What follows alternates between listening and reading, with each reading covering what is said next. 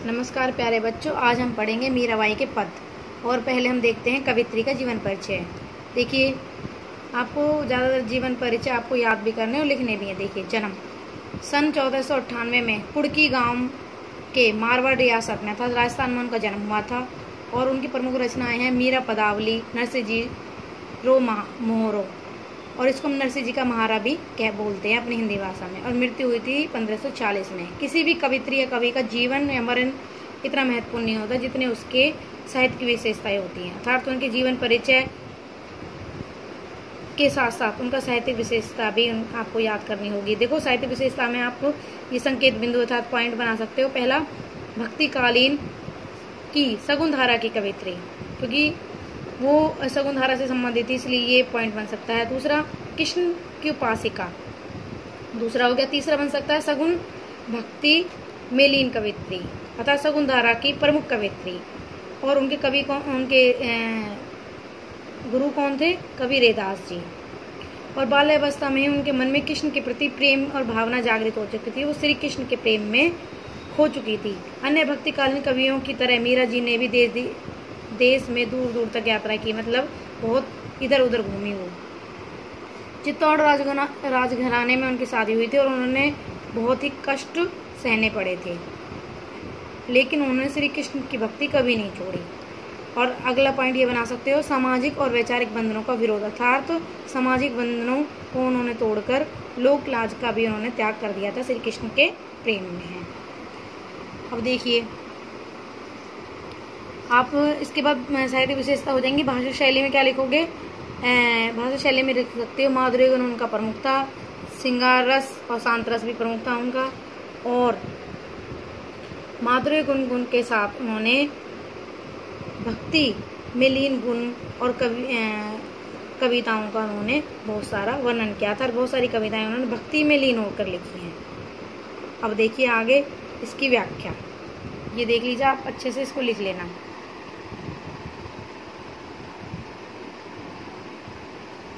अब देखिए बेटा, अब आ जाइए इसकी व्याख्या। मेरे तो गिरधर को पाला दूसरा न कोई, जाके सिर मोर मुकुट मेरो पति सोई। यहाँ पर जो हमारी कवित्री हैं वो कह रही हैं कि जिसके सिर पर मोर मुकुट है, जो गिर को धारण करने वाला है, जो गोवर्धन को धारण करने वाला है, गोपाल ही है, वही मेरा पति है, उसी से मैं प्रेम करती हूँ। जाके सिर, जिसके सिर पर मोर मुकुट है और वही मेरे पति हैं। छाड़ी दई कुल की कहानी कहा करी कोई, अर्थात मेरा तो कोई कुछ नहीं बिगाड़ सकता। मैंने संतों के साथ बैठकर लोगों की शर्म की परवाह करनी छोड़ दी है। असवन जल सींची सींची प्रेम बेली बोई, अब ते बेली बेल गई आनंद फल होई। आगे मीराबाई जी कह रही है, मैं श्री कृष्ण के प्रेम में इतनी लीन हो चुकी हूँ कि मैंने उनके अपने असुरों से, उनकी विदाई में उनसे दूर रहकर मैंने एक बेल बोई है, और वो मेरी आंसुओं से इतनी बड़ी हो गई है, उसमें विभिन्न प्रकार के फल लगने लगे हैं, अलौकिक फल लगने लगे हैं, जिससे मुझे प्रेम की अनुभूति होती है। अब वो बेल क्या हो गई है? वो चारों तरफ फैल गई है और उसमें बहुत अच्छे अच्छे फल लगने लगे हैं। अर्थात सांसारिक लोग जो मुझे कृष्ण से प्रेम करने से रोकते हैं, उन्हें देखकर मुझे दुख होता है, और मैं श्री कृष्ण को प्रेम को देखकर खुश होती हूँ। मीराबाई अंत में कहती हैं, हे गोवर्धन पर्वत को धारण करने वाले कृष्ण, तुम ही अब मुझे संसार से पार उतारोगे। इस दूध की मछलियाँ बड़े प्रेम से बिलोई दही, मदी खिर्द वाले लियो डार दही छोई, भगत देखी राजी हुई, जगत देखी रोई, दासी मीरा लाल गिरधर तारो मुझे अब मोई। अब इसमें कवित्री यही कह रही है बार बार कि मुझे क्या करो, मुझे हे कृष्ण, हे मेरे प्रिय कृष्ण, तुम मुझे क्या करो, इस बंधनों से मुक्त कर दो, संसार के लोगों से मुझे दूर ले जाओ, विरक्त करके मुझे अपनी भक्ति में शरण दे दो। अब ये शब्द अर्थ भी है बेटा, ये भी लिख लेना आप, जो नहीं आए उसको फोन करके पूछ सकते हैं आप मुझे, ठीक है। अब देखिए आगे, पग घुंघरू बांध मीरा नाची, मैं तो मेरे नारायण सु आप ही हो गई सांची। अब देखो, आप प्रसंग भी लिख सकते हो। आपको मैंने कई बार बताया, आपको लिखना आ गया होगा, फिर भी एक बार बता देती। प्रस्तुत कामयास हमारी हिंदी की पाठ्य पुस्तक आरोह के अंतर्गत संकलित कवित्री मीराबाई द्वारा लिखित पद में से अवतरित हैं। मीराबाई ने लोक लाज को त्याग कर कृष्ण प्रेम में दीवाना रूप प्रकट किया है। अब व्याख्या देखिए, कवित्री मीराबाई कह रही हैं कि मैं पैरों में घुंघरू बांधकर कृष्ण के प्रेम में नाची हूँ, अर्थात मैं तो नारायण के समान स्वयं भी अपने आप बिना प्रयास सच्ची हो गई हूँ, अर्थात कृष्ण में रम गई हूँ। लोग कहे मीराबाई बावरी, न्यात कहे कुलनासी। लोग कह रहे हैं कृष्ण प्रेम में दीवानी होने के कारण मैं पागल हो गई हूँ। मेरे स्वामी अर्थात श्री कृष्ण कहते हैं कि मैं उनके भक्ति में लीन होकर उन्हीं में चली गई हूँ, लेकिन समाज क्या कहता है कि मैंने क्या कर दिया है, कुल का नाश कर दिया है।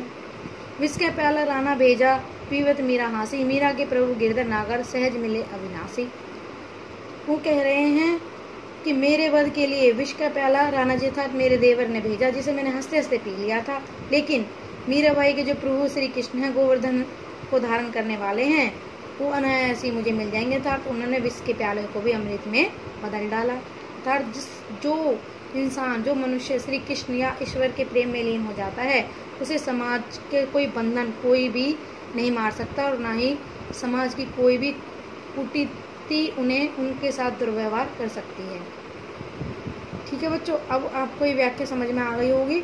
अब विशेष क्या लिखोगे, देखो विशेष में शकुंतला की कवित्री हैं मीराबाई जी, आपको पता है भक्तिकालीन कवित्री हैं, और उनकी रचनाओं में भक्ति भावना मिलती है, और उन्होंने कई जगह शांत रस प्रसाद गुण का प्रयोग किया है, और उनकी भाषा राजस्थानी और ब्रिज भाषा मिश्रित रूप है कहीं, क्योंकि उनका राजस्थान में जन्म हुआ और अंत समय में ब्रिज में चली गई थी, तो इसलिए उनकी भाषाओं को डिंगल पिंगल भाषा कहा जाता है। अर्थात राजस्थानी और ब्रिज भाषा का जो मिश्रित रूप होता है बच्चों, उसे डिंगल पिंगल भाषा कहा जाता है।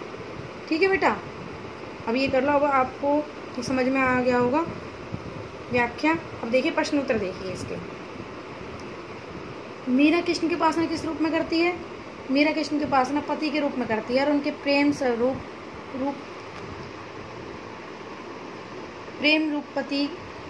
का रूप पति की प्रति पत्नी के अटूट प्रेम का है, जो जन्म जन्म तक रहता था, वो उनको पति मानती हैं। भाव है सिर्फ सौंदर्य, वो यह रस गुण छंद और उसकी व्याख्या। जैसे भाव में क्या लिख दोगे, भाव में जैसे उसकी व्याख्या लिख सकते हो कि मैंने क्या किया था। असमन मीराबाई कह रही हैं, आंखों से आंसू धारा बही, उससे मेरी एक बेल उग गई और वो चारों तरफ फैल गई है, और उसमें श्री कृष्ण के प्रेम के फल उग गए हैं। ये तो आप भाव में लिखोगे। शिल्प का मतलब होता है काव्य सौंदर्य की तरह ही रस गुण छंद अलंकार, जो मैंने आपको बताए थे वही करना है। अब आगे देखिए, जैसे देखो पुनरुक्ति प्रकाश अलंकार कर सकते हो आप इसमें, और राजस्थानी भाषा है, ब्रिज भाषा भी है बेटा, ध्यान रखना इसमें विसर्ग नहीं दे रखा। ब्रिज और राजस्थानी दोनों भाषाओं का प्रयोग है, उसको कहा जाता है डिंगल पिंगल। ठीक है, इसके बाद दूध की मथनी बड़े प्रेम से बिलोई दही में, वो यह व्याख्या करनी है, फिर काव्य सौंदर्य करना। उसके बाद लोग मीरा को बावरी क्यों कहते हैं? क्योंकि उसने घर परिवार का त्याग कर दिया श्री कृष्ण के प्रेम में, इसलिए उसको लोग बावरी कहते हैं। विष का प्याला राणा भेजा पीवत मीरा हासी, इसमें क्या व्यंग है? राणा जी जो उसके देवर थे, उन्होंने मीराबाई को मारने के लिए विष या जहर का प्याला भेजा था, लेकिन वो उसे हंसते हंसते पी गई, क्योंकि उनको श्री कृष्ण के भक्ति पर भरोसा था, इसलिए वो विष को ऐसे ही पी गई, इसलिए पीवत मीरा हासी कहा गया है। इसमें व्यंग छिपाया था, तो कितने ही शत्रु हो जाएं, लेकिन भक्ति भावना जिसके इंसान के अंदर, मनुष्य के अंदर आ जाती है, उसका कोई कुछ भी नहीं बिगाड़ सकता। इसके बाद बेटा, मीरा जगत को देखकर क्यों रोती है? मीरा जगत को देखकर इसलिए रोती है क्योंकि ये जो जगत है बेटा, ये निसार है, इसका कोई सार नहीं है, इसका कोई आधार नहीं है। केवल प्रभु या ईश्वर की भक्ति ही हमें इस संसार से मुक्ति दिला सकती है।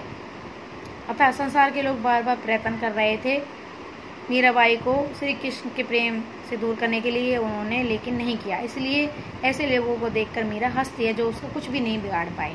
अब देखो, आपको व्याख्या, प्रश्नोत्तर और कवित्री परिचय अच्छे से याद करना और बेटा लिखना, और कोई भी परेशानी आप मुझे फ़ोन करके पूछ सकते हो।